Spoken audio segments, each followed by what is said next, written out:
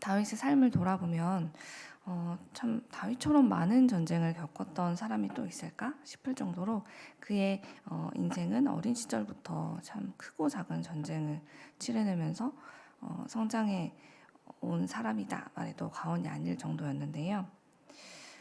전쟁이란 잠시만 방심하면 누군가의 생명을 잃게 되는 그토록 위험에 늘 노출되어 있는 시간들이기 때문에 인생의 수많은 날들을 전쟁터에서 보내야 했던 다윗의 삶은 어찌 보면 편안하고 여유 있는 시간을 누리며 살았던 경험이 다른 사람들보다 적었던 참 고달픈 삶이었다 할 수 있을지도 모릅니다.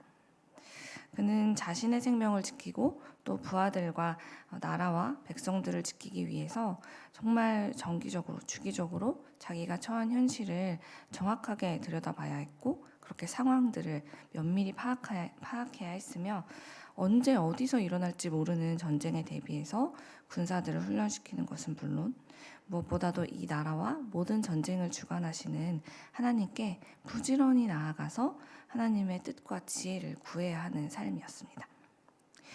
그래서일까요? 전쟁을 겪을 때마다 다윗은 그 어려움 때문에, 그 고난 때문에, 그 위기의 상황 때문에 하나님의 사랑과 돌보심을 깊이 경험하고 그런 다윗을 보면서 백성들은 하나님께서 정말 우리를 사랑하시고 우리의 하나님이 되시는구나, 우리는 하나님의 자녀들이구나 라는 것을 깨달을 수밖에 없는 삶을 살게 되었죠. 어떤 사람은 다윗이 평생에 겪었던 전쟁의 그런 횟수나 이런 규모만 보고서 어쩜 그렇게 바람잘 날이 없는 삶을 살았냐고 참 고되고 힘들었겠다라고 말할지도 모르겠지만 그토록 전쟁이 끊이지 않았던 그 어둡고 고단했던 순간들 덕분에 다윗은 누구도 갖지 못한 겸손한 믿음의 소유자가 될 수 있었던 것입니다. 마치 조개가 자기 안에 들어온 모래 한 알 때문에 아파하는 그 인내의 과정을 오랫동안 지내온 결과 참으로 아름다운 진주를 내어놓게 되는 것처럼 말이죠. 누군가는 다윗과 같은 상황을 겪게 되면 내 인생은 왜 이렇게 쉽게 가는 법이 없냐고, 하나님은 도대체 어디서 무엇을 하시는 걸까 하고 묻거나 외칠 수 있겠지만 다윗은 자신에게 찾아오는 이 암흑과 같은 시간들을 통해서 하나님을 향해 이런 고백을 하게 됩니다. 시편 18편 28절을 제가 공동 번역으로 읽어드릴게요. 하나님, 당신은 곧 나의 등불, 내 앞에서 어둠을 몰아내 주십니다. 내가 아무리 내 눈에 보일 때 앞이 너무 깜깜해서 정말 한 치 앞을 알 수 없는 길을 지나고 그래서 그 길에서 계속 헤매고 있는 것 같은 시간을 보내고 있을지라도 도무지 끝이 보이지 않아서 한 걸음 앞으로 내딛는 것을 상상조차 할 수 없는 시간을 지나고 있을 때조차라도 하나님은 나에게 등불이 되어주신다. 그 하나님이 계시기 때문에 주께서 내 앞에 있는 이 어둠을 다 몰아내 주실 것을 내가 믿고 있기 때문에 다윗은 이 믿음으로 어떠한 전쟁을 겪든 그 전쟁 속에서 하나님을 발견할 수 있었습니다. 그리고 그 믿음으로 다윗은 하나님께서 맡기신 이스라엘 백성들에게 이 죄로 어두운 세상 속에서 우리가 하나님을 어떻게 의지하면서 살아가야 하는지 가르쳐주는 정말 살아있는 등불로서 그는 이스라엘의 왕의 역할을 감당할 수 있었죠. 오늘 본문에는 다윗이 겪은 또 한 번의 블레셋 전쟁에 대해서 이야기하고 있는데요. 블레셋에는 여전히 골리앗과 같은 거대한 거인족들이 남아있던 것 같습니다. 이 전쟁에는요, 골리앗과 같은 거대한 거인이 한 명도 아니고 4명이나 등장하고 있어요. 골리앗 한 명만 전쟁에 나왔을 때도 온 이스라엘 군사들이 정말 수십 일을 아무것도 하지 못한 채 두려움에 떨고 그가 하는 모든 모욕적인 말을 듣고 있었던 것을 여러분 다 기억하실 텐데요. 그런 거대한 거인이 4명이나 등장했으니 얼마나 힘든 전쟁이었을지 상상이 가시지 않습니까? 성경은 이 4명의 거인들을 이렇게 묘사하는데요. 오늘 본문 16절을 보면 거인족의 아들 중에 부계가 300세겔 되는 노창을 들고 세 칼을 찬 이스비브노비 다윗을 죽이려 함으로 하는 표현이 있어요. 그리고 또 20절에는 또 가데에서 전쟁할 때 그곳에 키가 큰 자 하나는 손가락과 발가락이 각기 6개씩 모두 24개가 있는데 그도 거인족의 소생이다라는 말이 있죠. 눈으로 보는 것만으로도 그 엄청난 그 거대한 사람들을 보면서 전쟁을 할 의욕이 정말 사라지게 되는 이런 전쟁터에 만약 여러분이 서 계시다면 여러분은 어떤 생각과 어떤 마음을 가지실 것 같습니까? 저도 혼자 그 전쟁터 안에 있는 저를 상상해 보았는데요. 저는 난생 처음 보는 그 어마무시한 거인들의 모습에 위축돼서 이 전쟁은 해보나 마나야 라는 생각을 가지고 어떻게 하면 여기서 도망칠 수 있을까? 어떻게 하면 이 전쟁에서 나는 빠질 수 있을까? 어떻게 하면 이걸 포기해야 된다고 말할 수 있을까? 하는 생각이 들었을 것 같아요. 아마 그날 전쟁터에 있었던 군사들의 마음도 크게 다르지 않았을 거라는 생각을 혼자 해보았는데요. 심지어 이날은 그들이 그토록 의지하고 자랑스러워하던 전쟁의 달인, 그 다윗 왕마저도 생명을 잃을 뻔한 심각한 위기에 빠졌던 날이었습니다.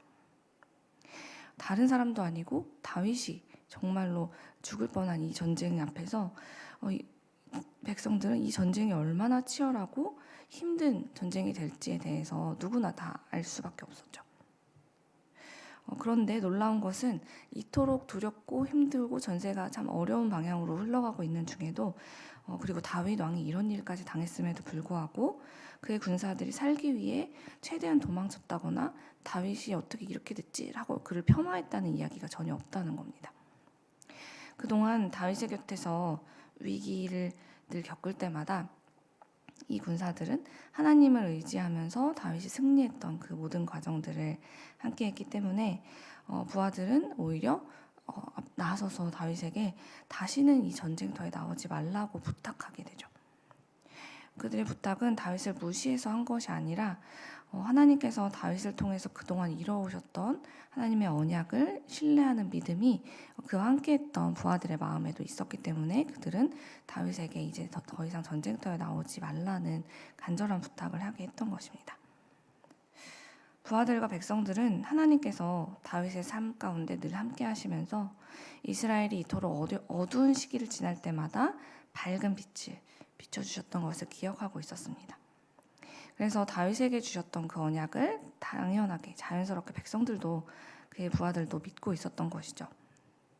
그래서 객관적인 전력만 놓고 보면 도저히 이길 수 없는 저 거인들과의 전쟁에서 심지어 믿었던 자기들의 왕까지도 큰 위기에 처했던 이 두려운 시간에 이들은 포기하려 하지 않고 끝까지 싸울 수 있었던 겁니다.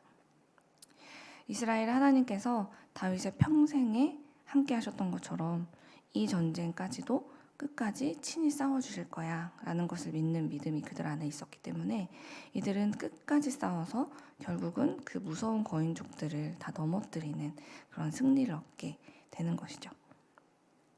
사랑하는 여러분, 우리의 삶에도 때로는 정말 나와는 비교가 안 되는 대단한 조건들을 가진 정말 거인 같은 사람들이 나타날 때가 있습니다. 때로는 누구보다 뛰어난 무기와 정말 이 거인들이 들고 있던 무기 같은 능력을 가진 사람들이 나타날 때도 있죠.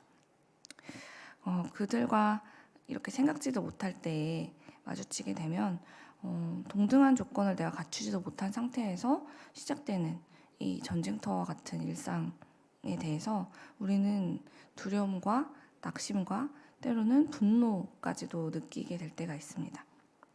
게다가 내가 가장 믿고 의지하던 다윗 같은 존재가 무너지는 그런 경험까지도 하게 되면 우리는 이제 소망이 없어 라고 생각하게 되죠.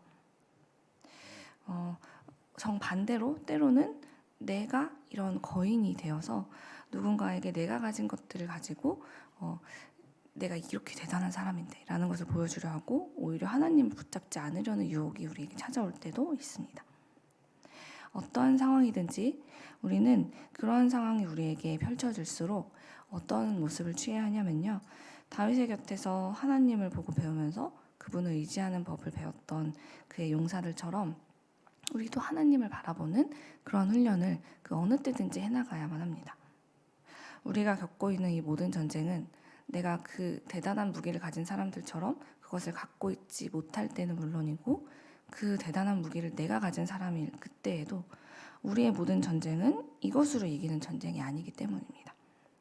상황과 시대와 내가 가진 어떠한 조건에 관계없이 하나님과 함께하는 이들이 언제나 그 전쟁에서 승리하게 될 것이기 때문에 우리는 언제든지 우리의 일상에서 일어나는 이 전쟁과 같은 삶 속에서, 때로는 영적 전쟁의 상황 속에서 하나님의 이름만 붙잡아야 한다라는 것을 오늘 말씀을 통해서 기억해야 하는 것이죠. 하나님의 이름을 붙잡는다면 다윗이 약해져도 문제가 되지 않습니다.